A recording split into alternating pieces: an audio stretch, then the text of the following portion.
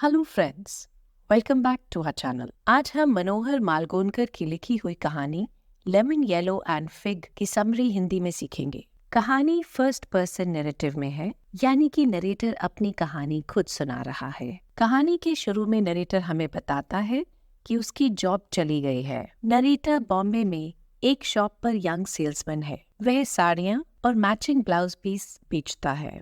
ये सभी items mister Ratnam की मिल में बनते हैं। ये मिल बैंगलोर में है और मिल के सारे प्रोडक्ट्स सिर्फ इसी बॉम्बे की शॉप में बेचे जाते हैं। कोई भी एक्सपीरियंस ना होने के बावजूद मिस्टर रत्नम नरेटर को अपनी शॉप पर सेल्समैन हायर करते हैं। मिस्टर रत्नम का पहले वाला एम्प्लॉय डिसऑनेस्ट था, जो कि शॉप से कैश और कीमती साड़ियां चुरा लिया करता था। नया सेल्समैन, जो कि नरेटर खुद है, काफी मेहनती है और बढ़िया बिक्री करता है, स्पेशली दिवाली के सीजन के दौरान। कहानी में आगे नरेटर हमें बताता है कि बिक्री अच्छी हो रही थी, इसलिए नरेटर ने मिस्टर रत्नम को स्टॉक बढ़ाने को कहा। नरेटर का अंदाजा था कि महीने की बिक्री 5,000 रुपए तक पहुंच जाएगी, जो कि एक बढ़िया कमाई थी। नरेटर ने प्लान बनाया कि वह मुंबई में ही सेटल हो जाएगा, लेकिन एक इवेंट ने सब कुछ बदल दिया।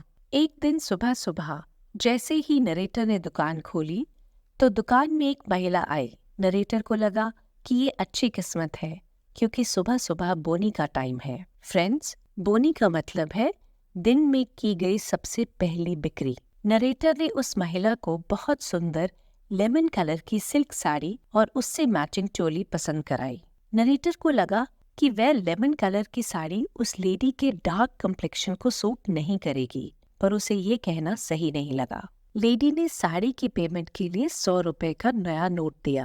नरेटर ने कस्टमर को 60 रुपए वापस किए। शॉप की पॉलिसी थी कि दिन की शुरुआत में कैश काउंटर पर 100 रुपए की चेंज होनी चाहिए। मिस्टर रत्नम इस रूल को लेकर बहुत स्ट्रिक्ट थे।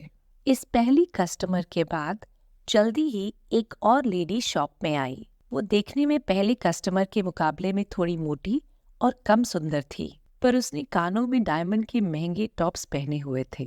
उसने पहले कस्टमर के जैसा ही परफ्यूम भी लगाया हुआ था। ये बात नरेटर को कुछ अजीब लगी। नरेटर इस नए कस्टमर को फिग कलर की साड़ी दिखाने लगा, यानी कि अंजीर के कलर की साड़ी। साउथ इंडिया की लेडीज को ये रेड और ग्रीन कलर के मिक्स्ड थ्रेड्स की साड़ी बहुत पसंद आती है। साड़ी दिखाते समय नरेटर को एक साथी शॉपकीपर के साथ हुई चालाकी का इंसिडेंट याद आया। 2 लेडी कस्टमर्स ने उस शॉपकीपर को धोखा दिया था। एक लेडी कस्टमर ने शॉपकीपर को 100 रुपए का नोट दिया और दूसरी लेडी कस्टमर ने पैसे दिए बिना ही 100 की चेंज वापस मांगी। पूछताछ करने पर दूसरी लेडी कस्टमर ने नोट का नंबर एग्जैक्ट बता दिया। क्योंकि नोट के नंबर मैच हो रहे थे, तो शॉपकीपर के पास कोई भी चारा नहीं था। शॉपकीपर को दूसरी लेडी कस्टमर को भी चेंज वापस करनी पड़ी। नरेटर को लगा कि शायद उसके साथ भी ऐसा ही होने वाला है, तो वह वहां से और साड़ी लेने के बहाने उठा। उसने जल्दी से कैश बॉक्स में से वह 100 रुपए का नोट निकाला, एक एनवेलोप में डाला और अपने भाई का एड्रेस लिखा, जो पास ही में काम करता था।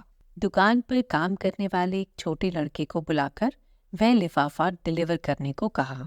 फिर नरेटर कस्टमर के पास वापस आकर और साड़ियां दिखाने लगा। लेडी को 2 साड़ियां पसंद आईं। साड़ियों की 90 रुपए की पेमेंट उसने 10-10 के नोट में की। नरेटर ने नोट्स की ध्यान से जांच की कि वह असली है या नहीं। सुबह सुबह की सेल से खुश होकर नरेटर ने अपने लिए 1 कप कॉफी और मसाला पान मंगाया। उसी समय मिस्टर रत्नम वहां पर अचानक ही आ गए। वे बहुत खुश लग रहे थे। नरेटर ने दुकान की प्रोग्रेस के बारे में मिस्टर रत्नम को बताया और कहा कि नया स्टॉक चाहिए होगा। मिस्टर रत्नम ने बोला कि ज्यादा स्टॉक रखने में कोई प्रॉब्लम नहीं है, पर वे इंश्योर करना चाहते हैं कि बिजनेस में कोई घपला ना हो रहा हो, जैसे कि नरेटर से पहले वाले एम्प्लॉय ने किया था और झूठे सेल्स रिकॉर्ड्स भी दिखाए थे। स्टॉक चेकिंग शुरू हुई। नरेटर आसानी से नंबर झूठला सकता था, पर वह बहुत ही ऑनेस्ट इंसान था। मिस्टर रत्नम ने नरेटर की परफॉर्मेंस पर तसल्ली जाहिर की। उन्होंने नरेटर की कस्टमर हैंडलिंग स्किल्स की भी तारीफ की और बताया कि उन्होंने ही अपनी बेटी और बहन को कस्टमर्स बना के भेजा था। वो इस बात से बहुत इम्प्रेस हुए कि नरेटर ने 100 रुपए के नोट को अच्छे से हैंडल किया और दूसरी साड़ी भी बेची। Finally mister Ratnam cash box check करना चाहते थे। कैश बॉक्स में दिन की शुरुआत में रखे हुए 100 रुपए के चेंज और उनकी बेटी और बहन की दी हुई पेमेंट होनी चाहिए थी। नरेटर का दिल बैठ गया क्योंकि उसमें 100 रुपए का नोट मिसिंग था। जब मिस्टर रत्नम ने कैश बॉक्स खोला तो नरेटर एक्सप्लेन नहीं कर पाया कि वह मिस्टर रत्नम की बेटी और बहन को फ्रॉड समझ रहा था और इसलिए उसने पैसे शॉप से बाहर भेज दिए थे। मिस्टर रत्नम बहुत दुखी और निराश हुए। वह बोले, और तुम्हारे चेहरे से कितनी सच्चाई झलकती है।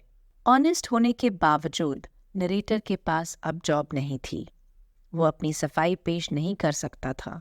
कहानी के एंड में नरेटर जॉब ढूंढ रहा है कि शायद किसी को एक मेहनती यंग सेल्समैन चाहिए हो। Thank you friends for watching, keep learning, and don't forget to press the bell icon.